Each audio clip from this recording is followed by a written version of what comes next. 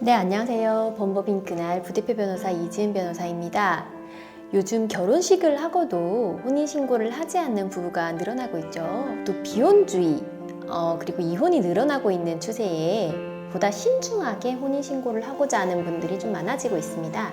그러면 이 혼인신고를 안 하고 같이 사는 경우에 모두 사실혼으로 인정이 될 수가 있을까요? 우선 사실혼이 무엇인지 좀 말씀을 드리자면요. 당사자 간에 주관적으로 혼인의 의사가 있고 객관적으로 사회관념상 부부 공동생활을 인정할 만한 혼인생활의 실체가 있는 경우를 말합니다. 이 어떤 경우에 이제 혼인생활의 실체와 이 주관적 의사가 있다고 좀 인정이 될 수가 있을까요? 한 사례를 들어서 설명을 좀 드릴게요. 이 남편 A와 아내 B가 혼인을 해서 자녀까지 두고 있었는데 이제 혼인 기간 중에 남편 A가 직장에서 오피스 와이프죠. C를 만나서 사내 불륜을 하게 됐습니다. 이를 알게 된 아내 B가 남편 A를 상대로 이혼 소송을 제기를 했고요. 또 불륜 여인 C를 상대로 상간 소송을 진행을 했습니다.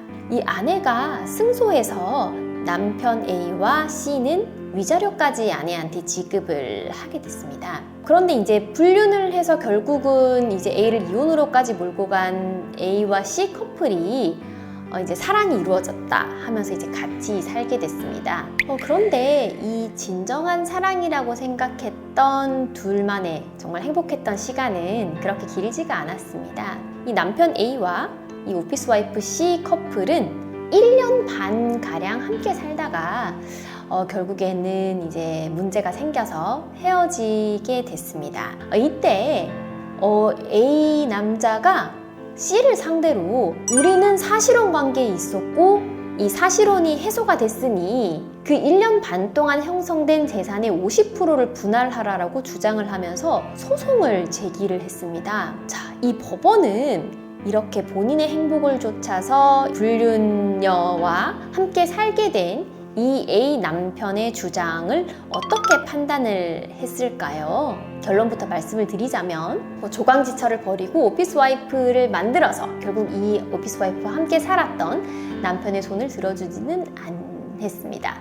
그 이유는 사실혼이 성립되지 않았다고 보았기 때문입니다. 이렇게 도덕적인 이런 부분을 판단을 했다기보다는요. 이 사례에서 A남과 C가 같이 산 기간이 있는데 그렇다 하더라도 A와 C는 단순히 동거를 했을 뿐이고 또 간헐적으로 성관계를 했을 뿐이지 이 사회관념상 부부라고 인정이 되는 결합은 없었다. 그리고 이제 부부 공동생활의 실체를 형성했다고 인정을 하기는 좀 어렵다고 판단을 했습니다. 먼저 A는 이제 가족들이 C가 이제 불륜 관계였다는 걸 다 알고 있는 상태였죠.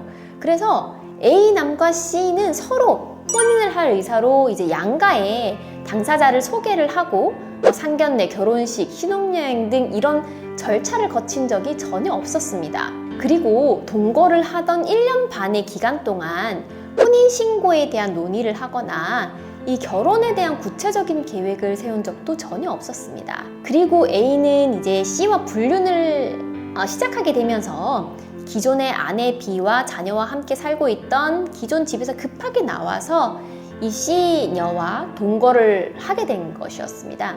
그래서 결혼의 의사로 같이 나와서 집을 구하고 이렇게 동거를 한 사실이 없었고요. 주민등록도 C 집에 같이 한 적이 없었습니다. 이뿐만 아니라 서로 가족들에게 동거를 하고 난 이후에도 상대방을 배우자로 소개하거나 혹은 이제 서로 명절이나 가족 행사에 참석한 적이 없었고요. A와 C 친인척이나 지인들 모두 A와 C를 부부라고 알고 있는 사람이 한 명도 없었습니다. 법원은 이러한 경우에 동거 기간 동안의 일부는 같이 살기 때문에 재산 상태가 조금 섞일 수는 있었겠죠.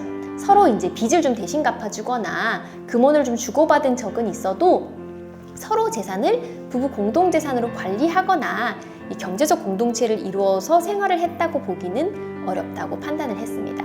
그래서 이제 A남이 C를 상대로 청구한 재산분할 청구는 모두 받아들이지 않았습니다. 그런데 이런 경우에 이 A남은 C에 대해서 아무런 청구를 할 수가 없을까요? 물론 예외는 있습니다. 만약에 A가 C에게 돈을 갚으라고 얘기를 하면서 또 돈을 주었다면, 그리고 또 C가 그래 나도 갚겠다 라고 하면서 돈을 받았다면 그 부분에 대해서는 별도로 이제 민사상 대여금 반환 청구로서 해결을 할 수가 있겠습니다. 또 일반 동거관계에서 많이들 물으시는 것이 금전이 오고 간 이제 통장상의 거래 내역이 있는데 이 거래 내역으로 금전 반환 청구를 할 수 있느냐를 많이 물어보십니다. 하지만 대여금이라는 것은 돈을 줬다, 상대방이 돈을 받았다, 이것만을 입증해서는 사실 곤란합니다. 돈을 줬다는 부분은 거래 내역으로 입증이 가능하지만 이 빌려줬다는 부분에 대한 별도의 입증이 필요합니다. 그렇지 않다면 이 돈이 어떻게 넘어갔는지를 법원은 알 수가 없죠. 이 돈이 금원이 있다고 해도 그 금원이 넘어간 원인이 무엇이냐? 이게 증여, 즉 그냥 준다는 것인지 빌려준다는 것인지 법원은 알 수가 없다는 겁니다. 만약에 A와 C가 혼인을 실제로 할 의사가 있었지만 아직 완전히 부부 공동생활에 이르지 못한 경우에 이런 경우는 주고받은 돈을 좀 반환을 받을 수가 있을까요? 예를 들면은 뭐 결혼식이나 뭐 가족 간의 인사 뭐 이런 것에는 이르지는 못했지만 혼인을 준비하면서 같이 함께 살 집을 마련을 하고 뭐 그 집에 대한 비용을 일부 부담을 한다든지 대출금을 줬다든지 아니면 인테리어를 했다든지 그런 경우에 비용이 드는데 이것도 반환받을 수 없을지가 좀 문제가 됩니다.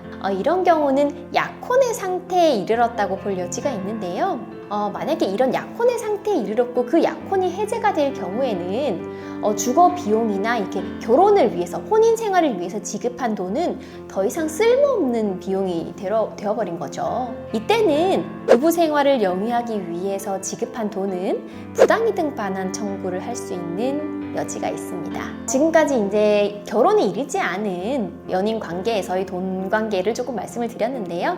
가급적 연인 관계라고 하더라도 이제 거액의 돈이 오가는 경우에는 차용증 작성해 두시는 것이 가장 안전합니다. 그리고 현금으로 주고받는 거래는 정말로 입증이 어렵습니다.